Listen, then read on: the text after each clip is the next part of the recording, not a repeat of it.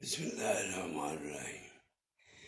پیارے دوستو، مرشد پاک مولانا جلال الدین رومی فرماتے ہیں کہ اللہ جس بندے کو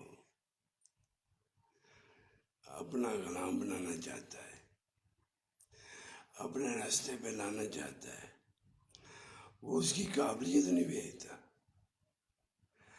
کیونکہ انسان کے پاس تو کچھ نہیں۔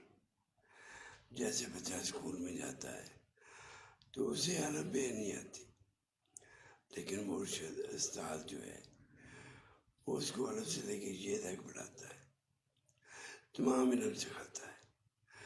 تو اللہ تو اپنے بندے کو قبول کر لے تو وہ اس کی قبولیت، اس کی اچھائی نہیں دیکھتا، صرف اس کا رحم ہوتا ہے۔